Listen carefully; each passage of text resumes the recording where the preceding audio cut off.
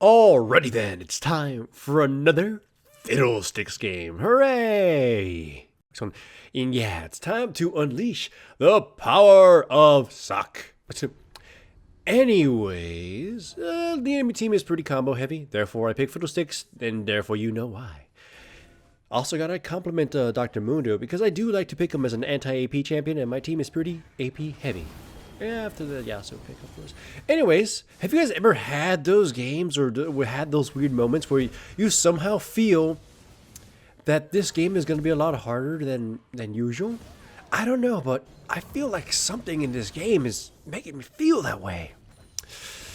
But yeah, so my start is a little lucky because since my mid laner died in such a interesting way, it has allowed the Warwick to gain control of some of my jungle and also gank somebody else, but I redeem it by killing this little Lulu who did not expect the amount of crowd control I can initiate and then flashed kind of a little too late.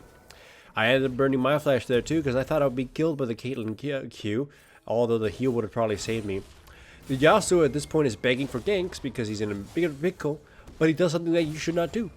He attacks, or he gets kind of a little bit too aggro by the point that I finally get to him, and essentially gives away my forthcoming, right? So when Dr. Mundo walks off, he panders off, and there you go. And he's still pinging, but at this point I've given up on him. I need to try to rush damage. Normally you've seen me run Hourglass on Fiddlesticks. I mean, just rush it as quickly as possible. But this build in this game is a tad different, including half the masteries. So I'm still taking the red side, electrocute. But instead of taking the gold efficient ones with the whole death thingy and taking the stopwatch to make my Hourglass come sooner, I'm taking ultimate hat and also the cooldown reduction on everything kind of thing, whatever that one's called. The idea is I have to make my ultimate come out sooner and more effective and just kind of be a huge nuisance mostly to this Ryze, because I felt that in this game Ryze was likely going to be my biggest opponent. Dr. Mundo, for the most part, I would ignore him, right? I have to control the Ryze and make sure he doesn't nuke my team to Kingdom Come. Essentially, again, that's my whole thing in this game. And I'm also rushing damage first. Again, remember in the past I would ignore finishing my jungle item and get Hourglass first, just so wouldn't be disabled and have my full effect of my ult. In this case, I need to deal as much damage as quickly as possible to the Ryze to force him to leave the battlefield, or at least play way more reserved, so the rest of my team can collapse on him safely and kill him. Again, that is my motif. I am basically anti-Ryze. I'm rising to this occasion. So yeah.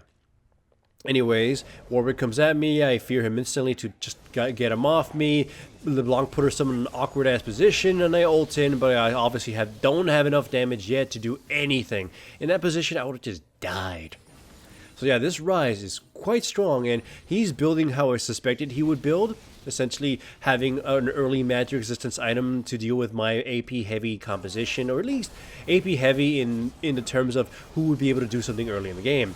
Thankfully though, Yasuo comes in the nick of time and kills both Warwick and the Ryze. Also, hopefully you rewind that scene there so you can see how I did not give away the fact that Yasuo was coming. I played naturally how normally you would be playing the lane, trying to farm, getting mildly aggressive only in the way that you normally would in lane, not overtly aggressive like a lot of people do, which would give away a jungler. But yeah. The next item I built was cloth armor, but I did not intend to be building Hourglass yet because, again, it's not what I was going for early. I just built it out of habit, but I'm going to be switching to the spell penetration item. I forgot what it's called. It's one of the components of the new item. But essentially, I'm going. You saw me get Sorcerer's Boots, and you're going to see me get that other item to amplify my damage.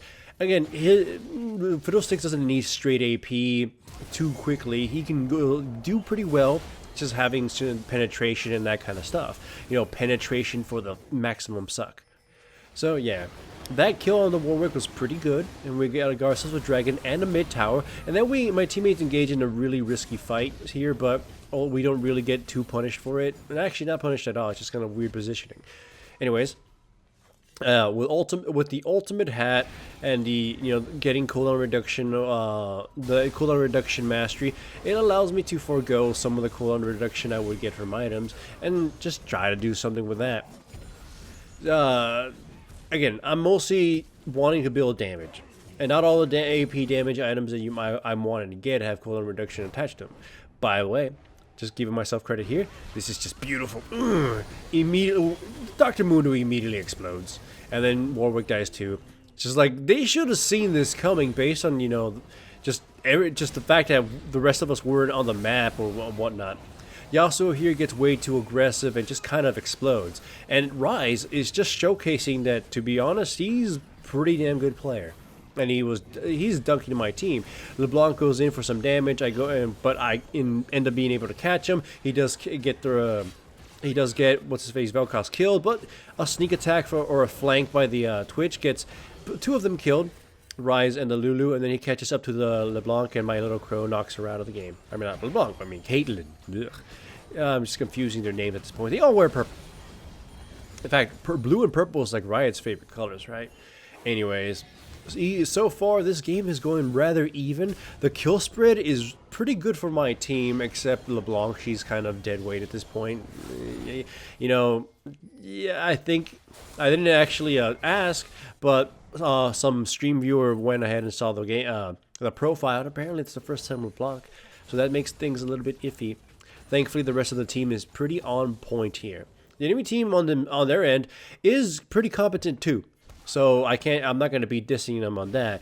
But their weakness is that their composition is overall flawed in a sense.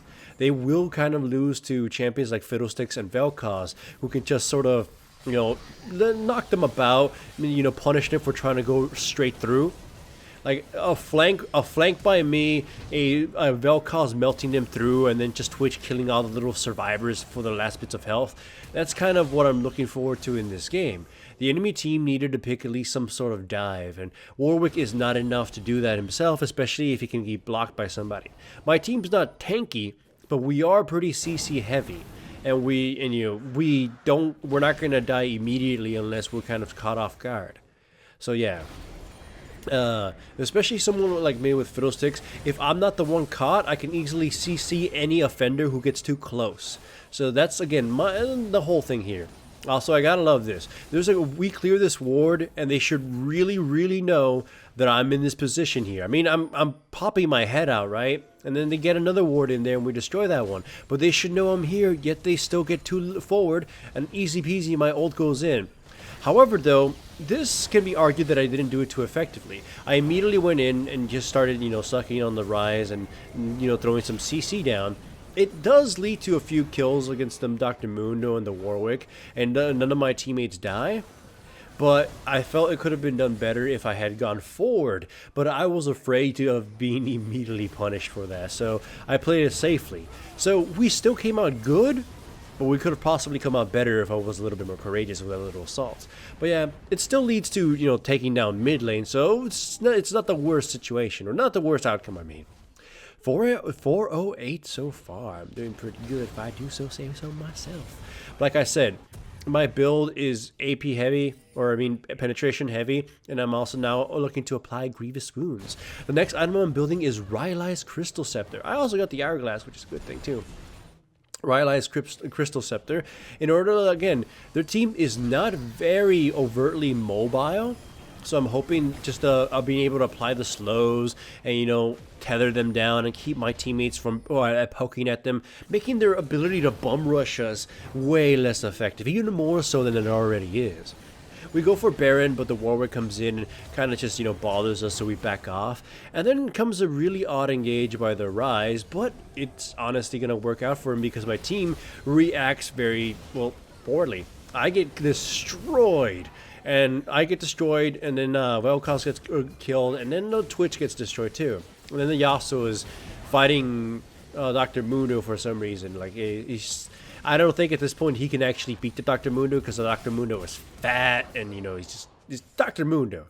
So Baron, it falls to the enemy team, and this lets it become their rebound. They also get a dragon because we're not strong enough to fight them with a Baron right now, and they're not incompetent players. They're not incompetent players. They just have a sort of disorganized gameplay, and their team composition is very limiting. My team is just kind of suffering from a little bit too focused on certain damage, but thankfully the Twitch is strong enough to just overcome that anyways.